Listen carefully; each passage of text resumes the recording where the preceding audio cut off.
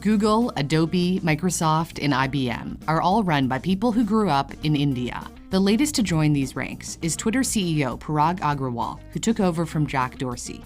People originally from India make up 1% of the total US population, yet about 6% of Silicon Valley's workforce. So why are there so many tech CEOs who hail from India?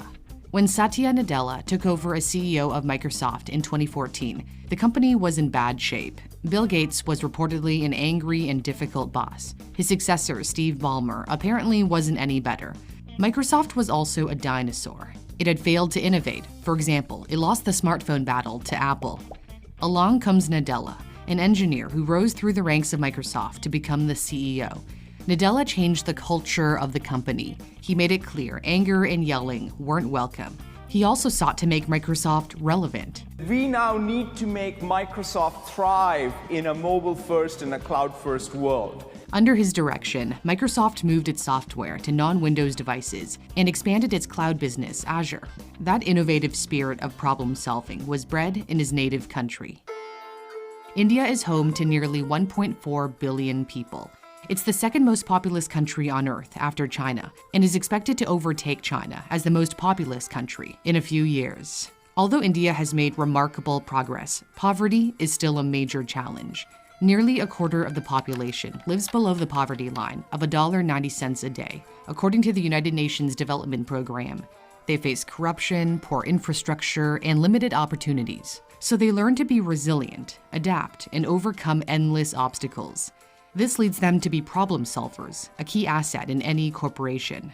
Sundar Pichai has had to solve many problems after taking over at the helm of Google in 2015. At a time when big tech is being scrutinized over the power they hold. He became the archetype of a kinder, calmer, gentler leader in tech. Pichai earned an engineering degree at one of the Indian Institutes of Technology. The IITs are kind of like the Indian equivalent of MIT, with an even lower acceptance rate, reportedly of 1 or 2%. After Pichai graduated, his ticket to America came in the form of a master's at Stanford.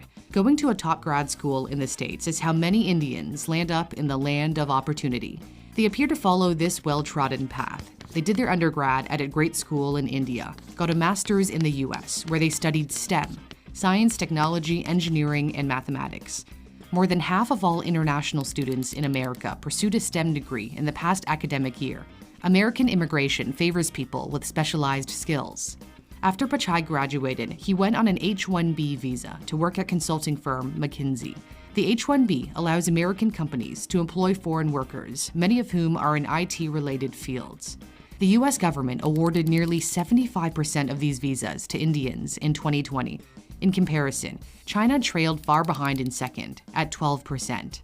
The fact that so many Indians can speak English is a tremendous advantage in the West, and they're comfortable with American business culture, possibly because it mirrors the thriving IT industry back home in Bangalore, Chennai, and Hyderabad. They're also more likely to want to work overseas. 80% of Chinese international students return to China after graduating, according to China's Ministry of Education. Chinese entrepreneurs prefer starting their own companies at home. Alibaba is known as the Amazon of China. Tencent owns the messaging app WeChat, used by 1.2 billion people. Huawei is one of the giants of the tech industry. China's transition from a manufacturing hub to a tech hotbed has largely been driven by government policy. In the late 70s, Chinese leader Deng Xiaoping encouraged foreign businesses to set up offices in China, which fostered a startup environment. On the other hand, India has a problem of too much talent leaving the country for good. It has the highest number of migrants living abroad, at 17.5 million, according to the UN. And more Indians gave up their passports to become naturalized American citizens in 2020 than the Chinese, continuing the trend from past years. However, the brain drain from India may be starting to recede.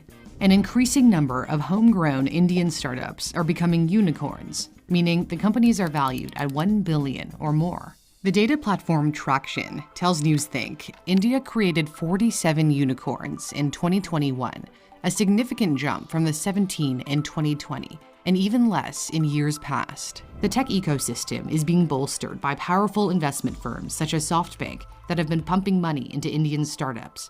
But in order to entice more people to remain in their native country, salaries will have to catch up with those in the West. The average American tech worker earns around $98,000 a year, according to the online recruiting platform Dice.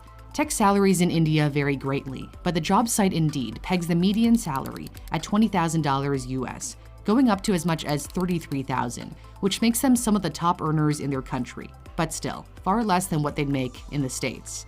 As salaries grow along with India's startup boom, this could have implications for the number of exceptional individuals desiring to move abroad.